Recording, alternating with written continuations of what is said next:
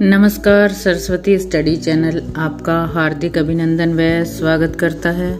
ज्ञानवर्धन के लिए लगातार देखते रहिए सरस्वती स्टडी चैनल। आज की जो हमारी वीडियो है वो है क्लास +2 लेसन है आत्म परिचय, जो कि आरोह भाग 2 पाठ्य पुस्तक से लिया गया। इसके रचयिता श्री हरिवंश राय बच्चन है। इसमें जो कविता है, कवि ने अपने प्रेम में जीवन पर प्रकाश डाला है। तो प्रस्तुत है इसकी व्याख्या। मैं जग जीवन का भार लिए फिरता हूँ, फिर भी जीवन में प्यार लिए फिरता हूँ। कर दिया किसी ने झंकृत जिनको छूकर, मैं सांसों के 2 तार लिए फिरता हूँ। जग जीवन, जग मतलब संसार की, और जीवन मतलब जो गतिविधियां हैं संसार में जो चलती रहती हैं, जो बाधाएं आती रहती हैं, समस्याएं आती रहती हैं। कि मैं जो है, कवि जो है वो क्या कह रहा है कि मैं इस संसार की जो बाधाएं हैं उनका जो भार है, उन कष्टों को सहन कर रहा हूँ और उनके बोझ को जो है अपने साथ लेकर फिरता हूँ, चलता हूँ। फिर भी जीवन में प्यार लिए फिरता हूँ, लेकिन फिर भी मैं अपने जीवन में प्रेम करता हूँ। मुझे जीवन से प्यार है। कर दिया किसी ने झंकृत जिनको छूकर।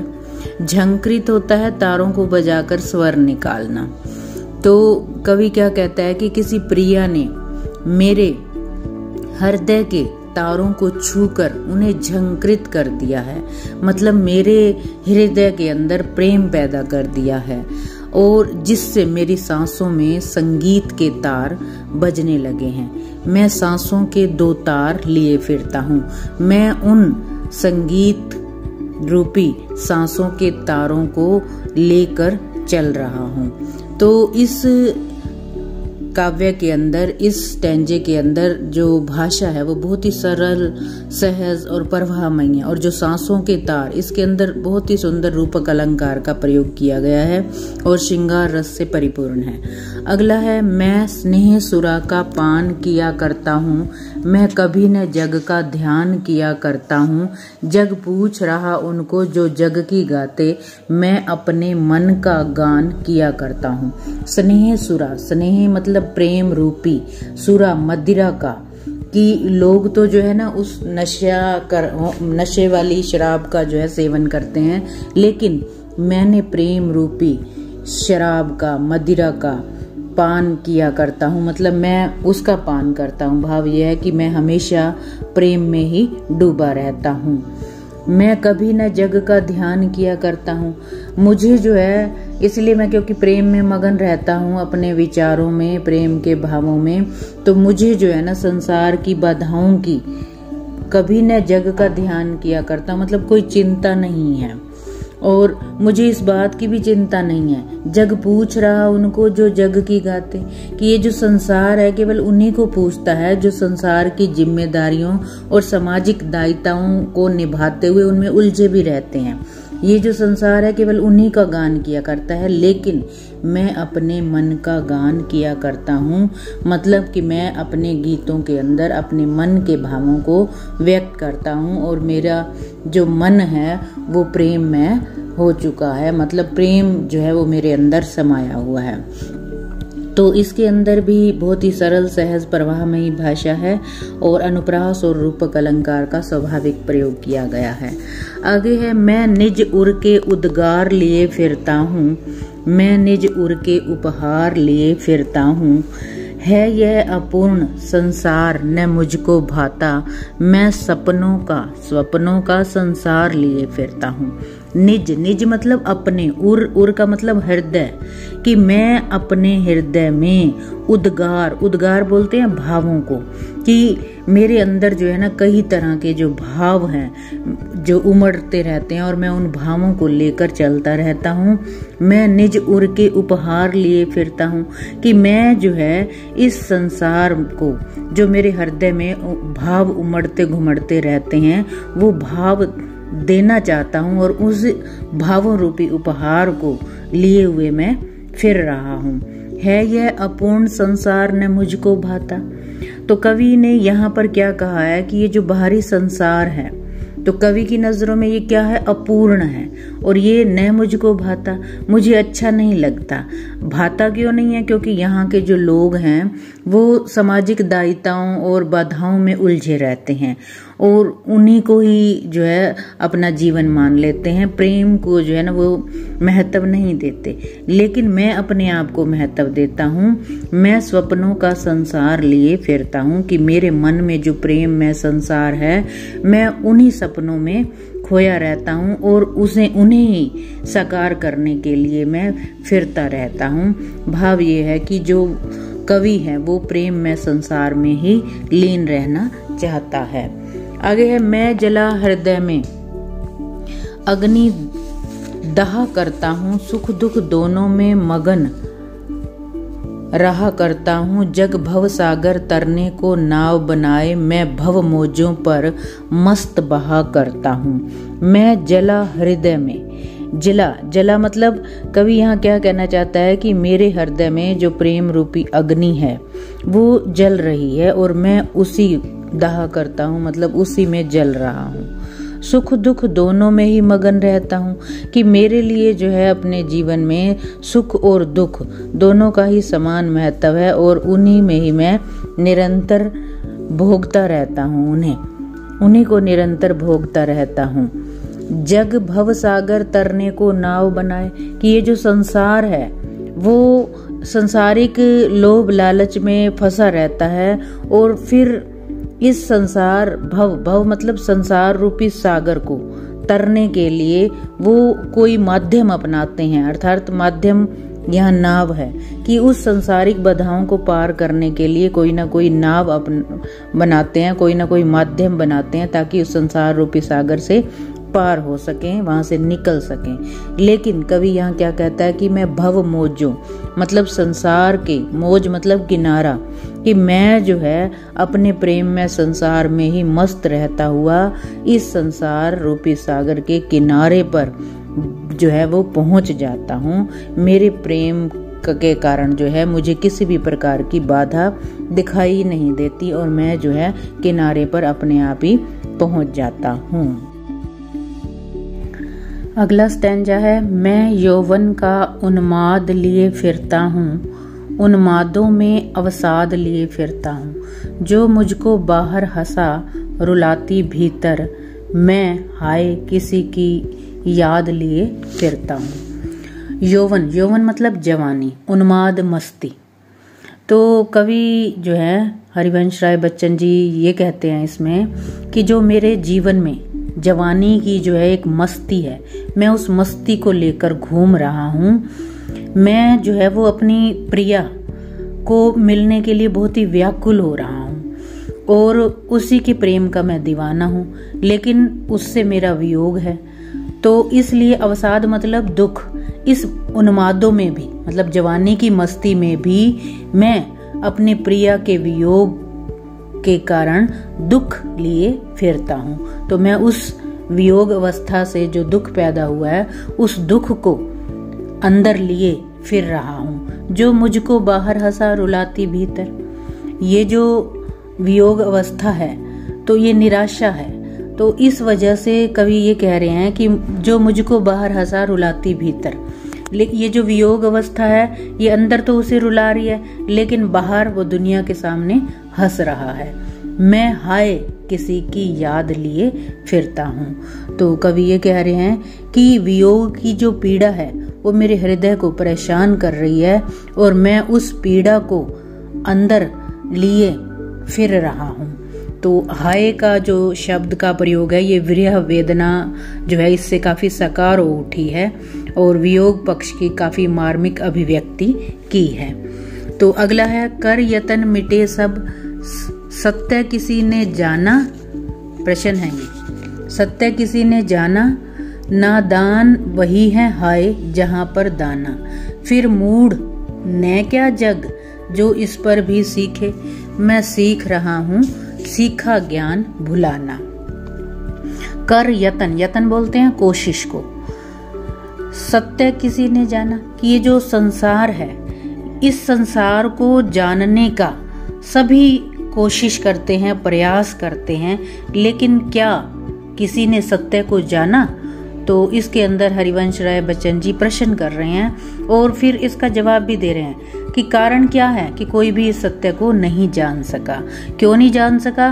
क्योंकि जो संसार है वो धन, वैभव और भोग विलास में जो है डूबा हुआ है और वही सामग्री को इकट्ठा करने में लगे हुए हैं। तो इसलिए वो क्या है? मूढ़ मतलब मूर्ख हैं। तो वे सभी मूर्ख हैं। वो इस सच्चाई को भूल जाते हैं कि जो संसार है वो एक माया जाल है और इसमें सभी उलझ कर रह जाते हैं और इस वजह से कोई भी सच्चा सुख प्राप्त नहीं कर सकता। तो कवि ये कहते हैं इसमें कि मैं सीख रहा हूँ सीखा ज्ञान भुलाना। तो ये जो माया जाल है मैं इससे सीख रहा हूँ। ये जो ज्ञान संसार से मुझे मिल रहा है, जो भौतिक सुखों को इकट्ठा करने का, तो मैं इससे सीख रहा हूँ और इस सीखे हुए ज्ञान को भुलाकर जो मेरे अंदर प्रेम की मस्ती है, मैं जो है उसमें आनंद से अपना जीवन बिताना चाहता हूँ, उसी में ही जीना चाहता हूँ और मैं ये जो संसारिक ज्ञान है उसे भुलाने में लगा हुआ हूँ। तो इसके अंदर आत्मकथात्मक जो शैली है उसका बहुत ही सफल प्रयोग किया गया है। आगे है मैं और जग और कहाँ का नाता, मैं बना कितने जग रोज मिटाता, जग जिस पृथ्वी पर जोड़ा करता वैभव, मैं प्रति पग से उस पृथ्वी को ठुकराता। तो इस पहरे के अंदर क्या बताया गया है कि मैं और जग, यानी कि मैं और हूँ और ये जग, ये संसार और है। हमारा जो है आपस में कोई लंबा चौड़ा संबंध नहीं है। ये जो है वो कवि क्यों कह रहा है कहाँ का नाता, मतलब हमारा इससे कोई संबंध लंबा चौड़ा नहीं है, थोड़ा सा ही है। कारण क्या है इसमें कि कवि ये कह रहे हैं कि मैं बना कितने जग रोज मिटाता, कि जो कवि है वो जो है वो भावनाओं का कवि है और वो संसार की जो रीति रिवाज है उनसे बिल्कुल अलग है। संसार जो है ना, इसके अंदर जो लोग हैं वो तो दुनियादारी निभाने में लगे रहते हैं, जबकि जो कवि है, लेखक है श्री हरिवंश राय बच्चन जी, वो भावनाओं को महत्व देते हैं। तो इसलिए वो ये कह रहे हैं कि मेरा संसार से कोई मेल नहीं है। मैं बना कितने जग रोज मिटाता, कि मैं प्रतिदिन न जाने कितने संसार बनाता भी हूँ, जग रोज मिटाता और उसे मिटा भी देता हूँ। तो कहने का भाव यहाँ पर ये है कि एक आदर्श समाज की कवि कल्पना करता है, लेकिन जब वो कल्पना साकार नहीं होती तो वो उस कल्पना को छोड़कर फिर से एक नई कल्पना को करने लग जाता है। तो इस तरह से वो जो है रोज जग का निर्माण भी करता है, अर्थात आदर्श समाज को बनाता भी है और मिटाता भी है। मैं प्रतिपग से उस पृथ्वी को ठुकराता।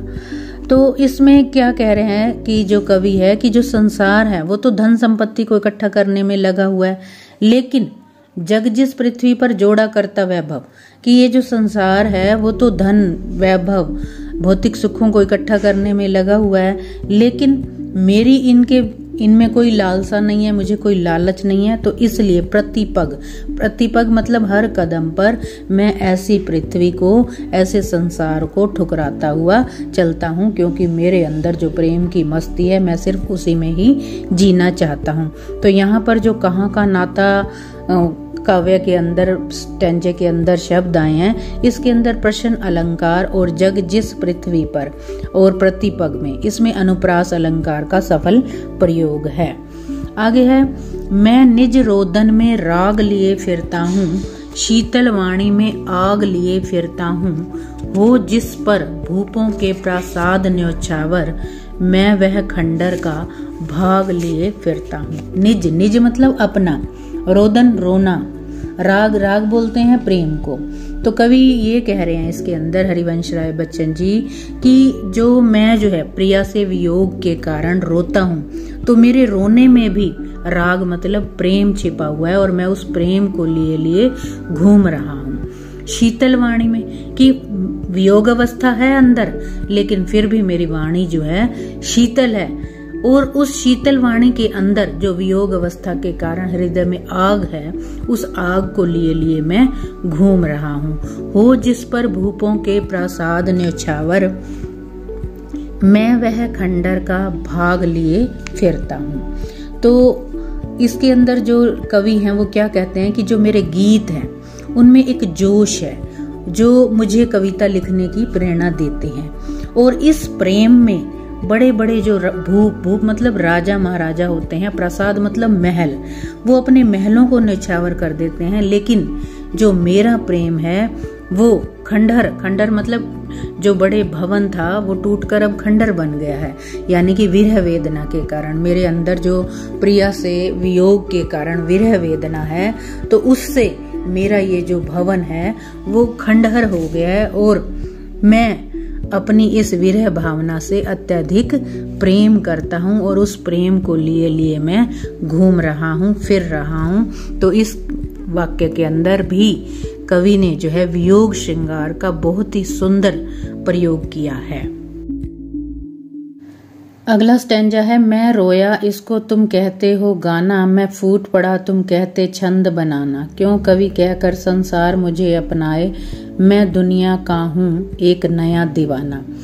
तो इस स्टैंजे के अंदर कवि जो श्री हरिवंश राय बच्चन जी हैं वो क्या कहते हैं कि तुम कहते हो गाना, कि तुम जो मेरी कविता है उसे गीत कहते हो। तो अब इसका जवाब भी दे रहे हैं कि ये कोई गाना नहीं है। मैं रोया यानी कि ये तो मेरे हृदय का रुदन है, जो मैं प्रिया से वियोग के कारण जो रोया हूँ, ये जो है वो मेरे शब्द हैं रुदन के, ये मेरी विरह वेदना है। और इस में प्रेम की निराशा के कारण ही जो मैंने अपनी भावनाएं व्यक्त की आवेग के साथ, मैं फूट पड़ा मतलब आवेग के साथ रोना। तो मैं फूट पड़ा, तुम कहते हो छंद बनाना, और तुम इसे कविता की संज्ञा देते हो। छंद बनाना मतलब कविता छंदों से बनती है ना, तो तुम इसे कविता की संज्ञा कहते हो। क्यों कवि कहकर संसार मुझे अपनाए। तो इसके अंदर जो कवि क्या कहते हैं कि मेरा तो गीतों के माध्यम से मेरा रोना क्रंदन फूट पड़ा है, और ये जो संसार है वो मुझे कवि कहकर अपनाना चाहता है। तो उन्होंने प्रश्न किया है, क्यों कवि कहकर संसार मुझे अपनाए, कि ये जो संसार है वो मुझे कवि कहकर क्यों अपनाना चाहता है। सच्चाई तो क्या है, वो अंत में ये कहता है इस लाइन में कि मैं कवि नहीं हूँ, मैं दुनिया का हूँ एक नया दीवाना, कि मैं तो प्रेम का एक नया दीवाना हूँ।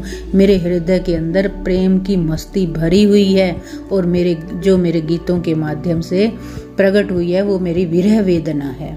तो इसके अंदर वियोग श्रृंगार का बहुत ही सुंदर परिपाक हुआ है। अगला है, मैं दीवानों का वेश लिए फिरता हूँ, मैं मादकता निशेष लिए फिरता हूँ, जिसको सुनकर जग झूम झुके लहराए, मैं मस्ती का संदेश लिए फिरता हूँ।